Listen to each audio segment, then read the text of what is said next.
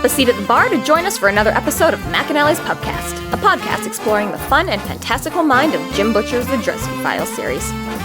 Hosts Tanzan, Maggie, and me bring you another round of literary analysis on this immense, immersive, and colorful environment inhabited by Harry Dresden, the world's only licensed private investigator and professional wizard.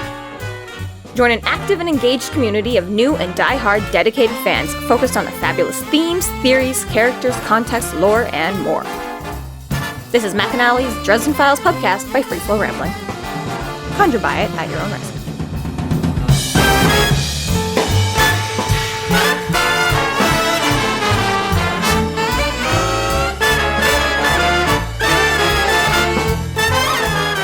Welcome to the McAnally's Pubcast, brought to you by Free Flow Rambling. This is episode 18.23, Familiar Devils, where we are covering the novel White Knight. My name is Tanzan, and I'm joined by Maggie. Hello. And Jess. Expedite. To expedite something is to cause it to happen faster.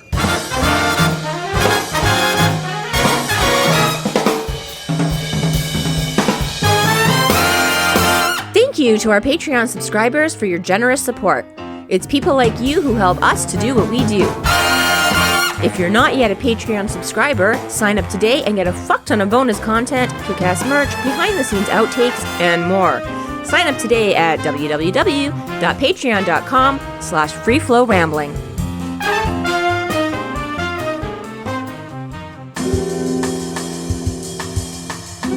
Chapter 43. After resting from the fight, Harry visits Elaine and Ramirez in the hospital. Harry signs a petition to allow Marcone to sign the Unseelie Accords as a freeholding lord. Thomas finally talks to his brother about his new profession and means to feed. So, Harry finally has a nap. It's a whole, 6 hours, which is great and better than nothing. But at the same time, if I just went through all that, I am definitely sleeping more than 6 hours. Yeah, he's got a little bit more urgent follow-up that he needs to find out, though. Apparently. And Laura gave him whiplash. Yeah.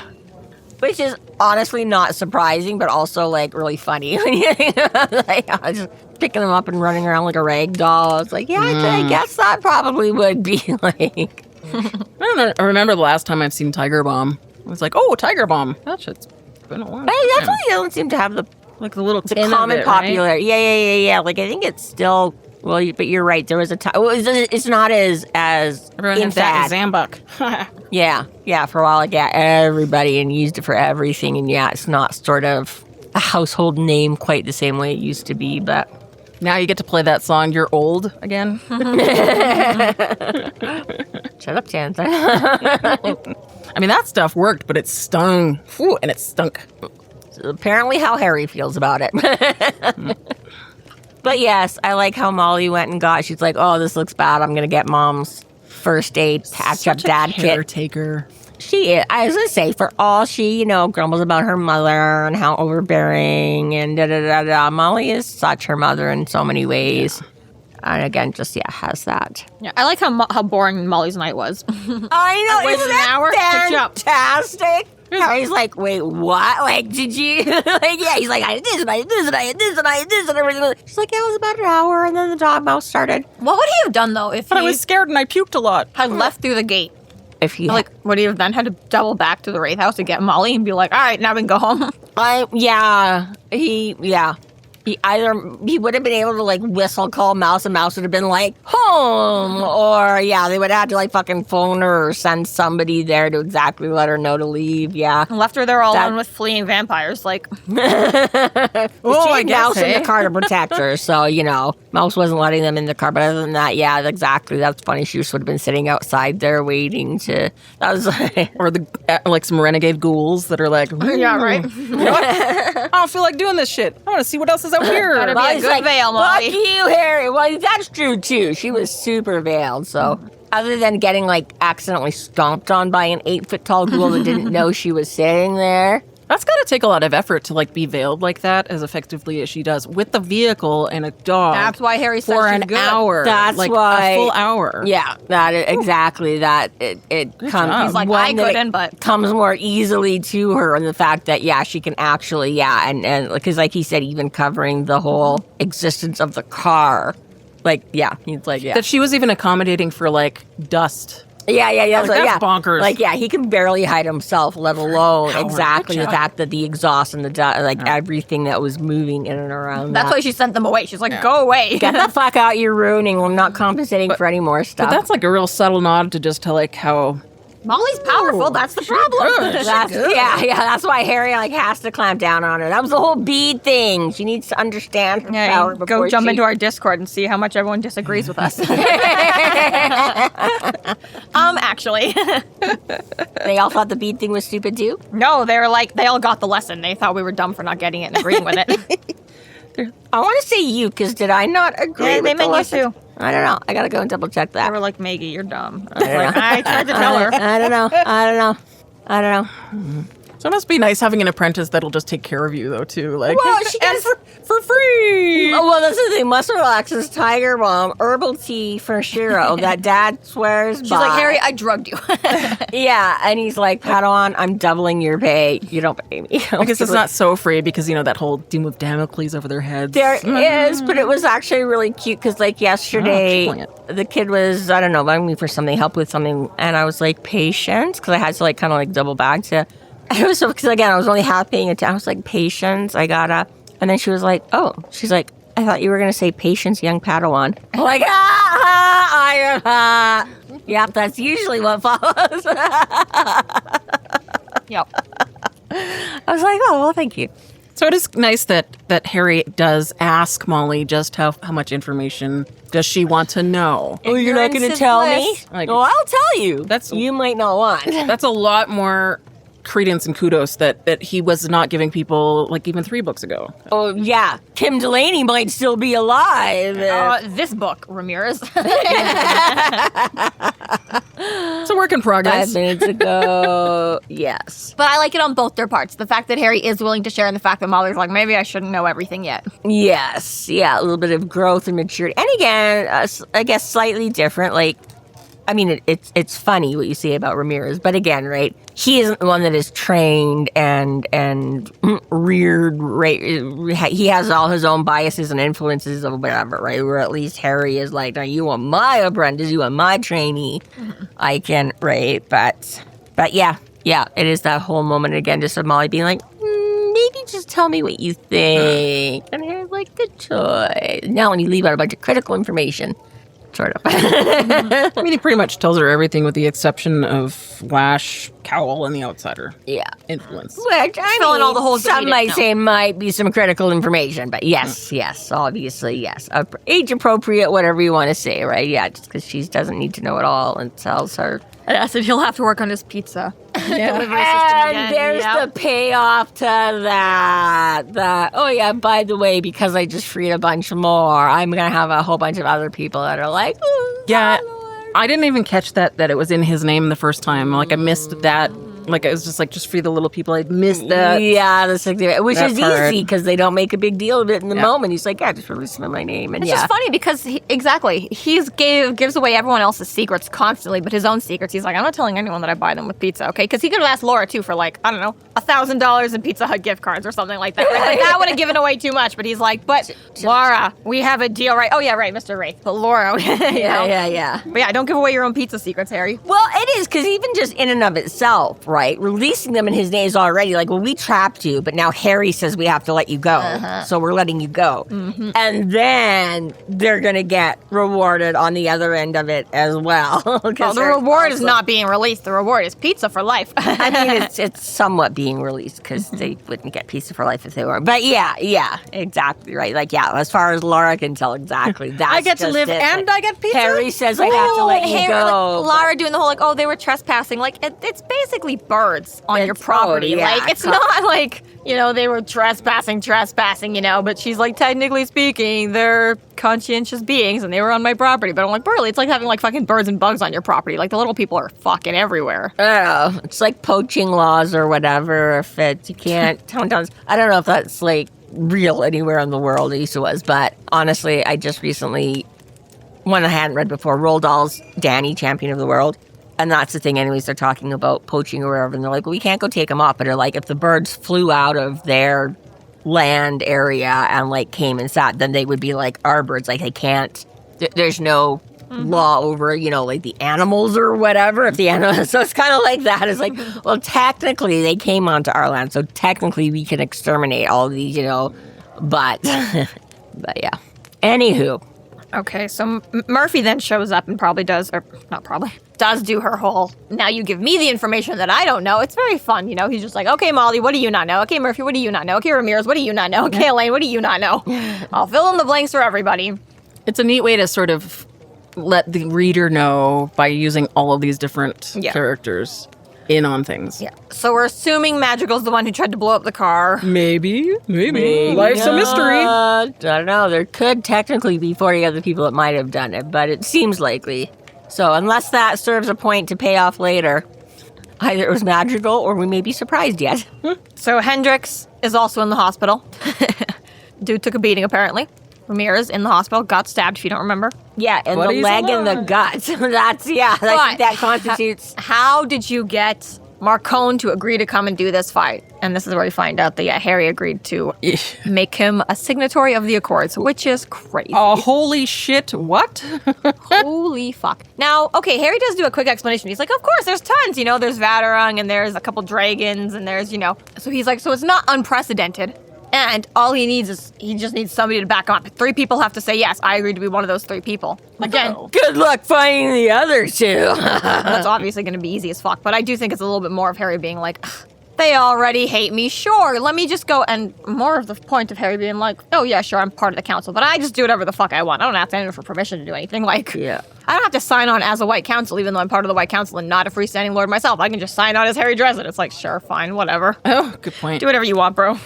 Yeah, he's a little bit wild card that way. And they just let him. They're just like, whatever, more proof that you're obviously fucking crazy and evil, Harry. And he's like, yeah, sure, whatever. You did what? I was going to say, for all they don't like him doing stuff, yet, and again, I'm sure it makes it even harder now that they've made him a warden, right? That has some status and authority. But the fact that, why don't you just... I get in some ways that, okay, if you're on the council, then that gives you, again, the power, the status too. But considering this is the only sort of governing body, that it seems such a, you're either over the line or you're not. Matt doesn't care if you sign on as an individual or as a group. Whatever. No, but it's Harry speaking for the council, right? They keep being like, stop fucking speaking because you don't fucking represent us. I'm like, they don't take that away. But it's like the fact that they would have to strip him completely of, right? So that's it. It's like, if you're a wizard, then you get to speak on behalf of all wizards. Supposedly, yeah. That seems kind of like a flaw in the whole system. Well, it's like the council themselves are like, you don't get to speak on behalf of us. But all the other supernatural baddies are like, hey, Harry said yes, so fuck you. But yes and no, because that's why he keeps getting into trouble. That was the whole problem with Bianca's. He went as an official representative of the council, so whatever he said and did stuck. That's what I'm saying. Right? The council themselves are like, stop doing things on our behalf, and everyone else is like, no way, he counts as your behalf. Well, but that's what I mean is they don't, if they because they could publicly disown and be like, he does not speak for us, but they would have to strip him. They'd have to say he's not a wizard anymore. He's not part of the council. He's not, which they can't and won't do. But I'm just saying, it's like you'd think they would find somewhere in there to be like, okay, you're strong enough to be part of the council, but it doesn't mean you get to speak for everything, again, unless you are like the senior council or you have been given, like, we are sending Harry, our emissary, on our behalf to negotiate, or just the fact that he's like, because I exist as part of this group, I get to say and do whatever the fuck, and you guys all have to reap the consequences of it. I mean, it's great for us, and I'm like, go Harry, but I'm just saying, as far as the council is concerned, you think after, Hard Knock Life, 15 years of waiting for this guy to snap and being sure he was, that you maybe wouldn't give him that, Just saying. Well, he says that, like, part of, like, he's, on his behalf of having to protect Chicago, he can speak up for the council in this particular case and sign on for Marcone. Well, I was going to say, and yes, they've given him more, like you said, making him a warden and giving him an area than he now I agree. has. It's kind of like seems above his purview, but it counts. And he gets to do it. Again, you seem like if you had somebody that was considered to be that much of a troublemaker, you would be like, okay. Everyone except you. But they had to draft him during war ties. He gets to do whatever he wants, blah, blah, blah. I get all that. I still think it's like Harry himself still flipping off the council and being like, I'm even going to let war criminals into our group now. Like, fuck you. War criminals, that's a little high. I was going to say, of all the things, that's one of the things Marcone tries to make the whole point of that. Yeah, how he keeps law and order is that he, only kills other bad people or people that choose to be, but yes. an amoral guy, but Yes, a chance at the seat of the table. I was gonna say he could only be a war crimes now because now he's only signed on to the Yeah, I was global like, no, that's council. why I said he hasn't got there yet. Oh, I thought you meant just more that he doesn't like actually act that do atrocities that bad yet. But yes. They don't count as war. Yes. But yes, exactly. And I mean, I think part of it is that exactly. He could be like, well, how was I supposed to know he was going to find anybody else to, I mean, you can play a little bit of that card and be like, well, he needs 3 people. I was just 1. But. So yes, Elaine, Yes. let's send you back to California where you belong.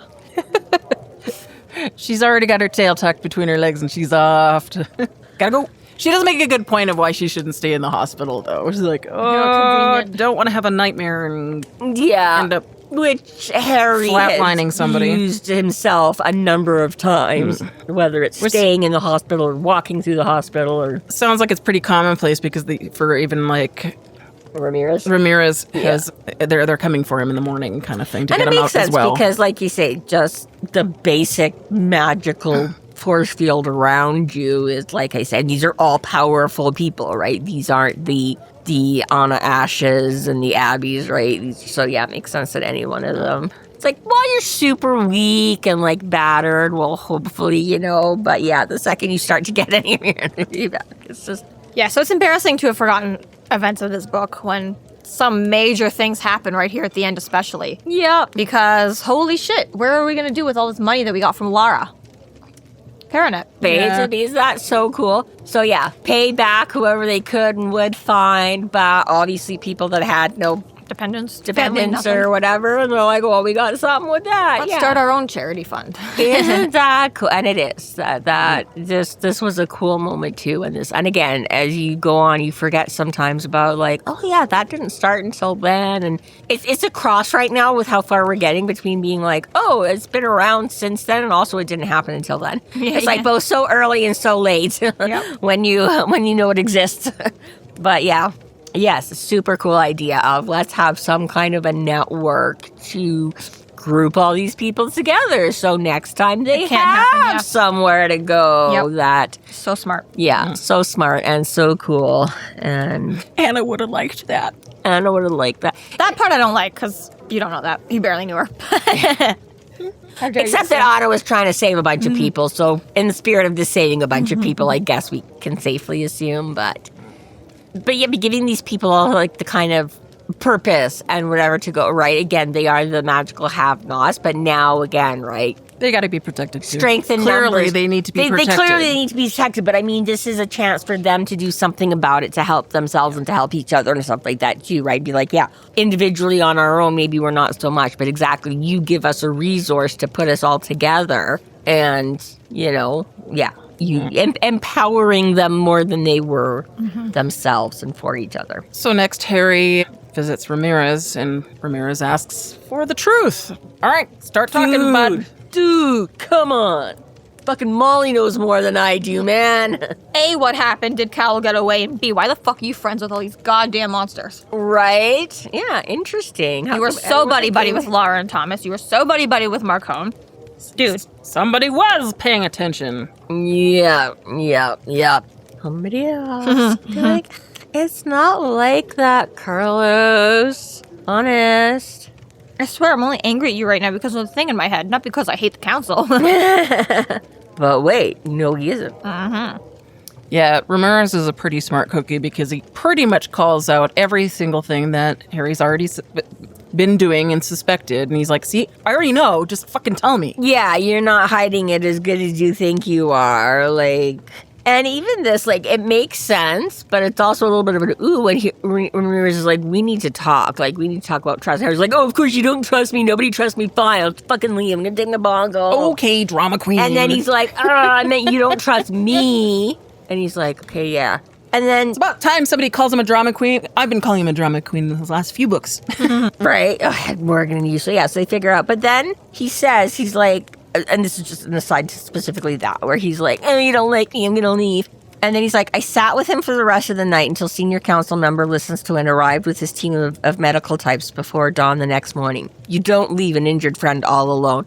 you weren't about to 5 minutes. So I'm like, oh, is that because, like, oh, he wasn't my friend? I thought he was, like, again. But I was like, yeah, 5 minutes ago, you already fucking walk out and leave. And now you're like, oh, I can't leave. I'm alone all night. I have to sit with him. Maybe if you hadn't passed out, but... I have to listen to this shit, but okay.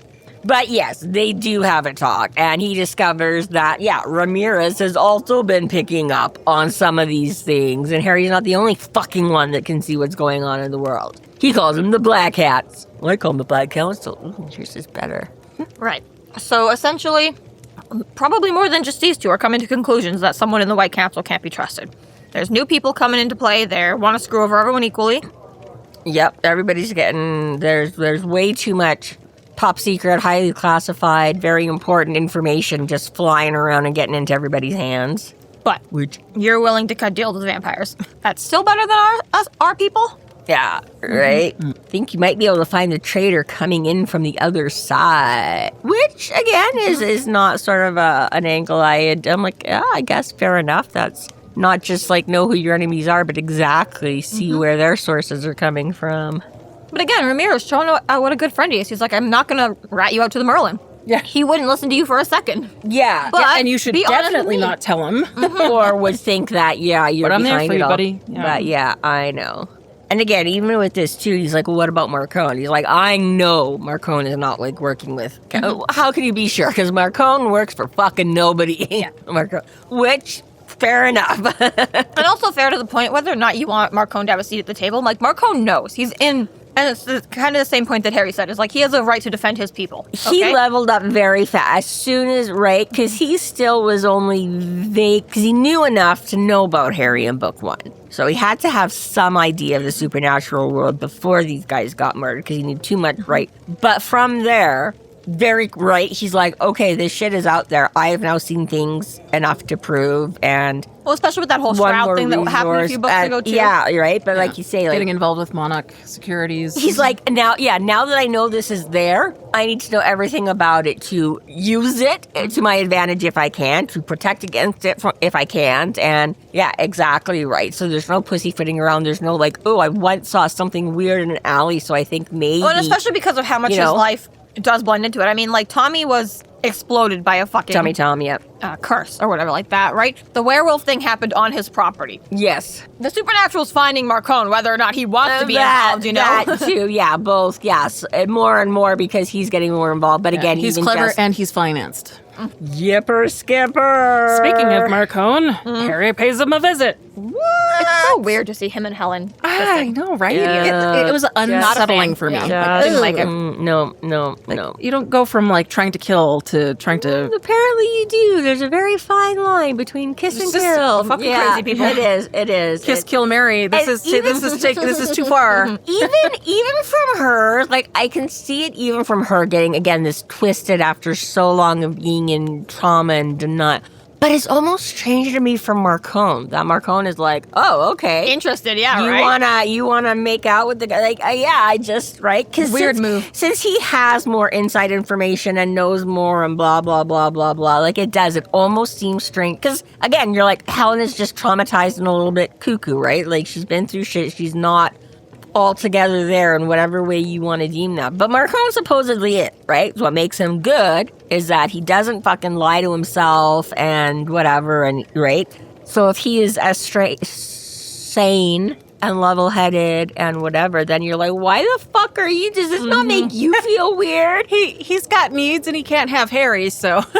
He also owns a fucking brothel, so I'm like, Marcone, I'm sure, is not hard up for companionship should he want it. And again, seems more like the type, because he's not still one a mobster, still kills people. To drag, yeah, he seems one not for, entanglements and strings and things. You'd think he'd be like, yeah, sure, Bonnie, come into my office, and if he could be bothered with, but yeah, it does. It's always been like, even stranger from, But there they are, and they give him a smug little smile. It's easier to believe that they just did that a second before Harry walked in. They'd be like, it would be so funny and piss him off. Get on my lap.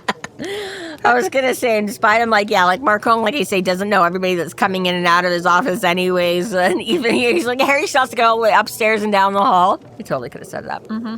But okay, so I'm going to believe it's that, actually. I would much Easier, rather just... right? It's easier, That makes the scene better.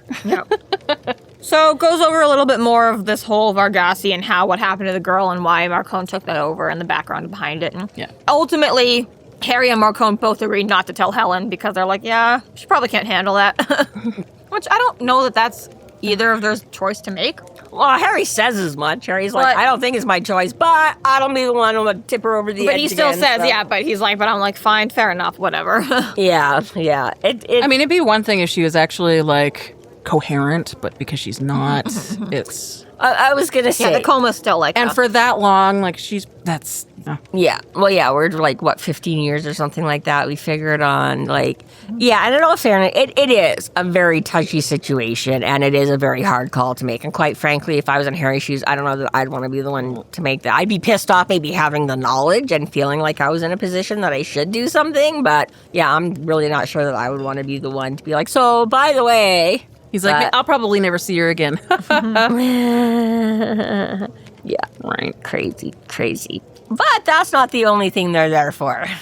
I've got the contract all ready to go. Yeah. And the other two signatures are going to be Donna Vaderung of Monarch Securities and Lara Wraith. That wasn't so hard. Yeah. Well, I think that was the only thing earlier when you started to say, because I was like, wait, because here he's like, who's Donna? But I was like, oh yeah, they did say he knew the CEO of Monarch. He just apparently didn't know until now that Vaderung was the CEO of Monarch. That's why I was like, for a second, my brain was coagulating.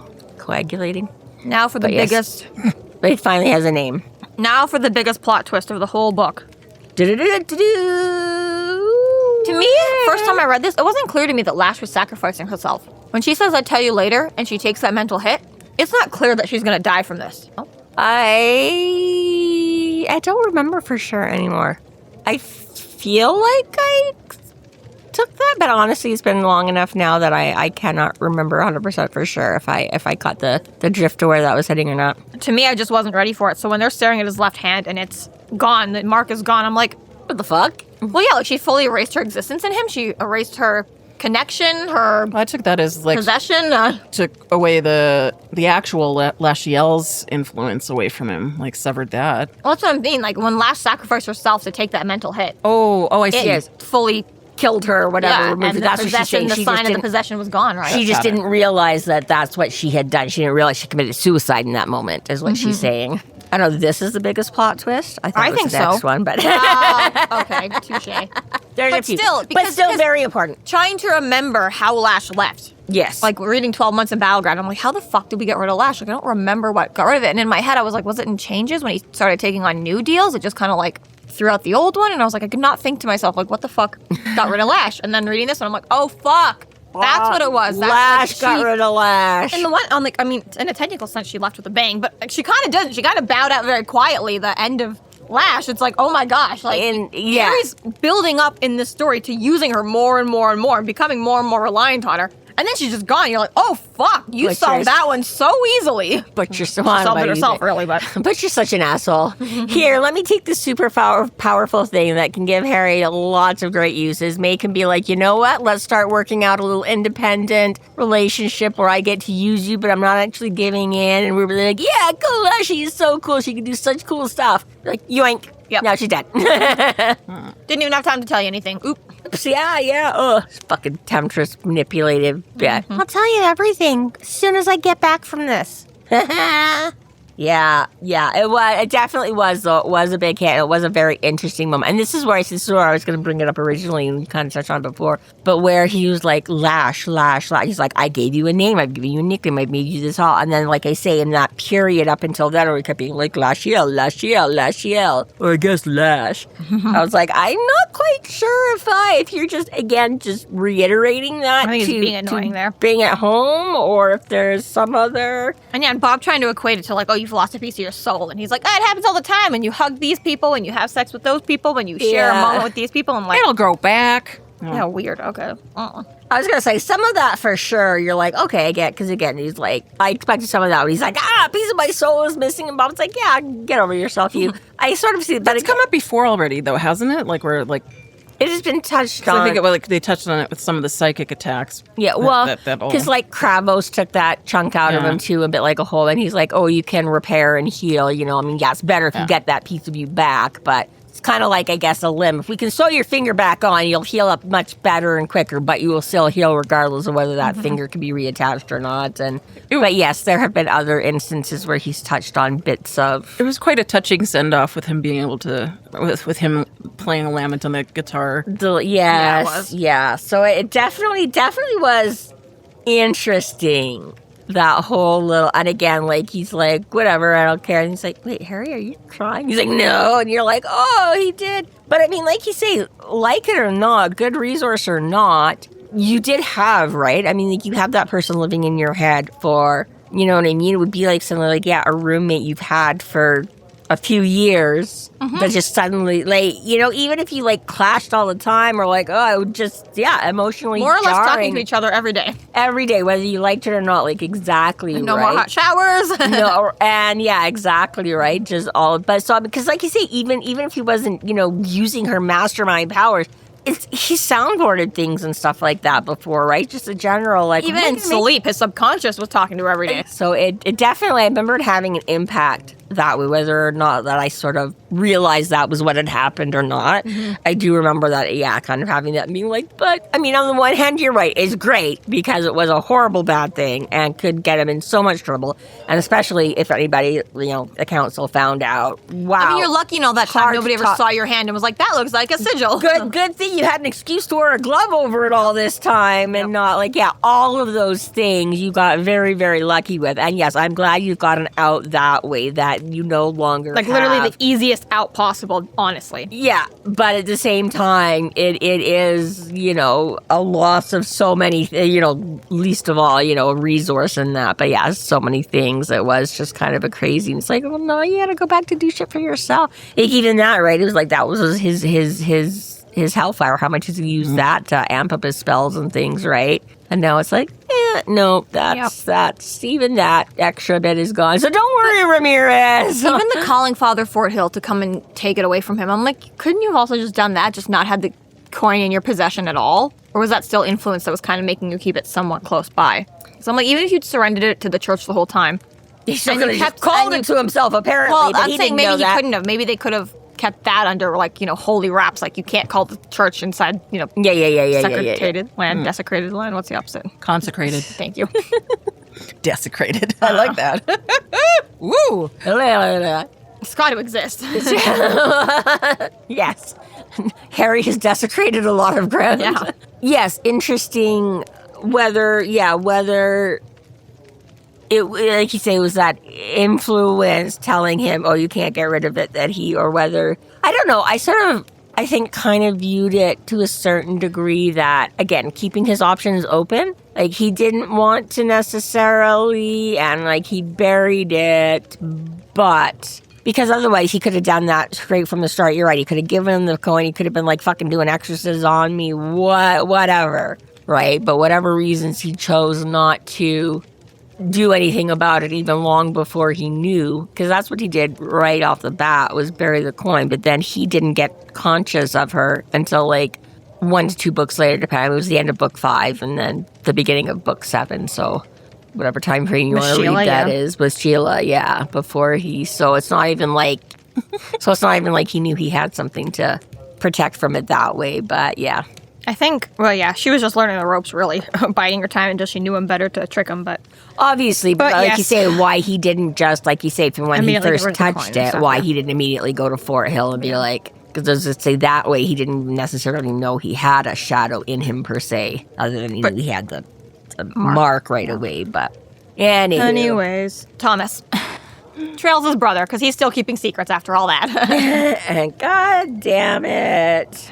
Stalks him all the way to a salon that he apparently owns. The coiffure cup. I thought he just worked at it, but upon this reread, I'm like, wait a second, he's like the main guy. He is the main guy. No. Yes, he owns it. Oh. And he's French, obviously, because no one would let an American touch their hair. Yeah, no one would let some straight American dude do what Thomas This is to does charge the big for bucks. Yeah. The big, but yeah. He's like, they're not going to believe I'm straight. They're not going to believe I'm American. They're not, none of that carries any weight in this world. But yeah, Thomas worked as a night security to put himself through cosmetology school and then opened a salon. I'm proud of you, bro. I am proud of him. It is good. Worked hard. He worked hard. Again, it wasn't just natural. I mean, obviously, maybe he's got a little bit of flair for it, given his super vampy powers. But again, he didn't just open a salon. He's like, no, I had to go and learn how to do this shit. I went to cosmetology school to fucking learn how to cut hair and whatever. So he's like, yeah, did all that. The fact that he put himself through school to learn it all, and then exactly the fact that he came up with this plan on... Right? It's actually a well thought out, like, I need to feed. How can I feed hay? Like, you know what I mean? Most of us, this is not a jump we would have made to be like, right? But him...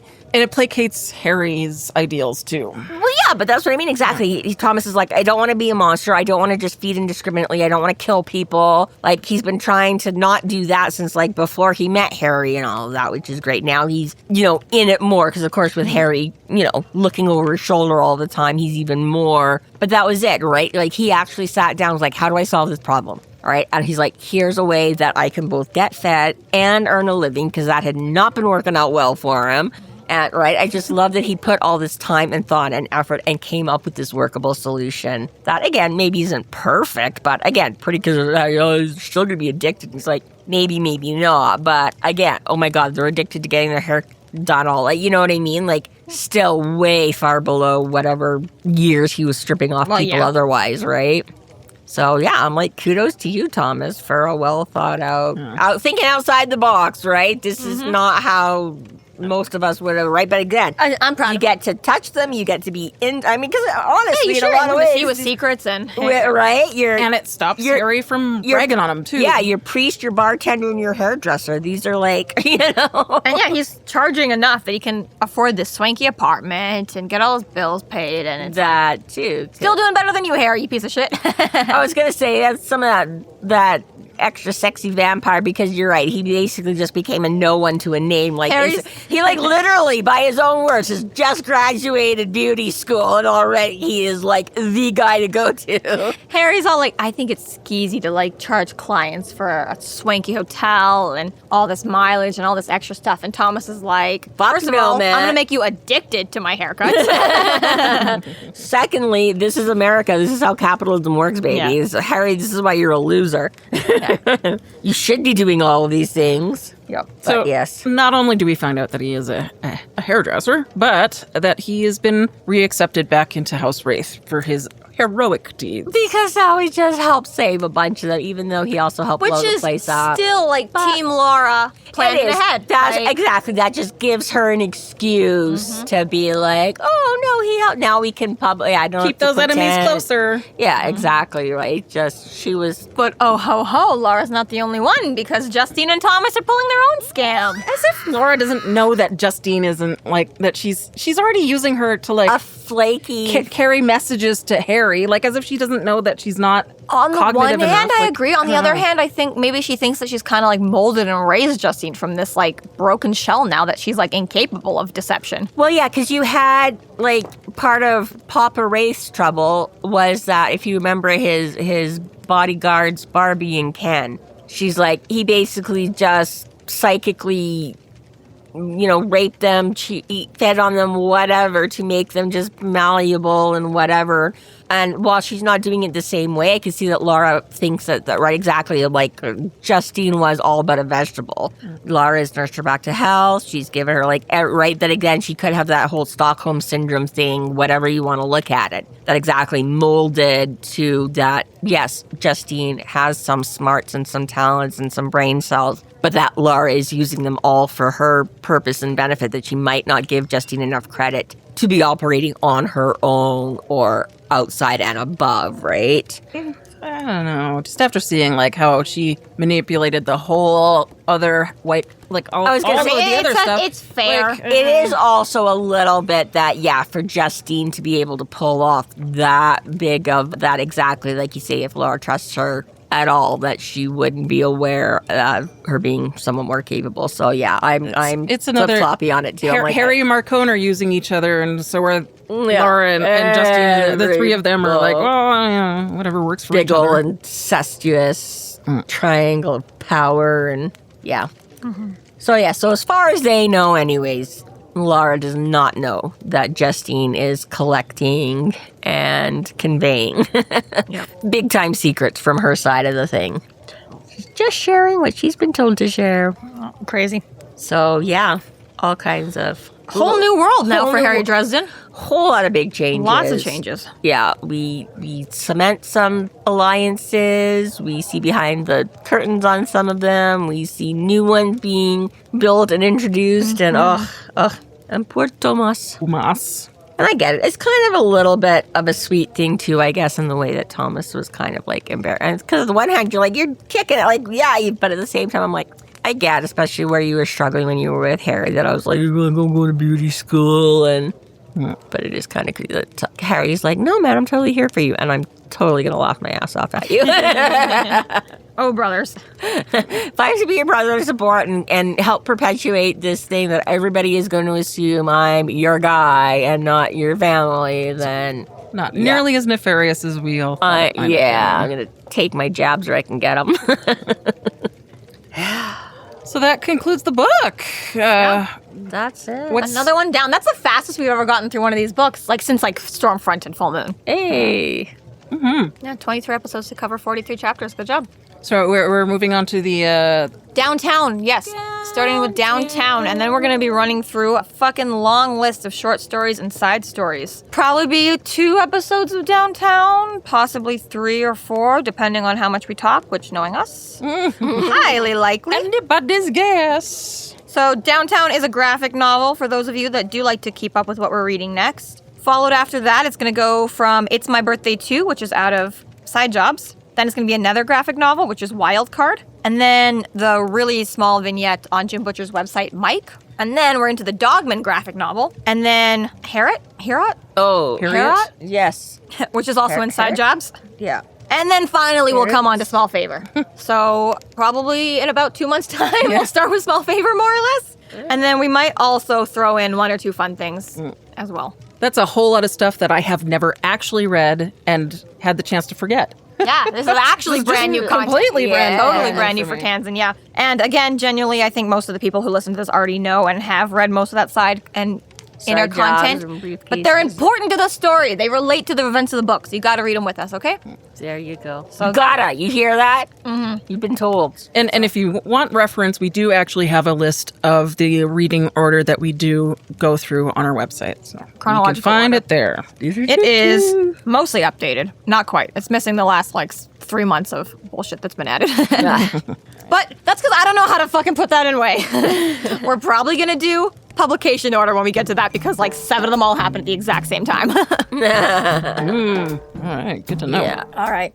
Fun! Another book down! Woohoo! Another one down, another one down. This concludes our episode 18.23, Familiar Devils. Thank you for listening. You can find us online at freeflowrambling.com and McAnallys.ca. There we have links to our other podcasts, social media, and other fun tidbits. Please subscribe if you like what you're hearing, and please consider supporting us through Patreon to keep the magic alive and to see more content. We are Free Flow Rambling. Conjure by it at your own risk. Woo!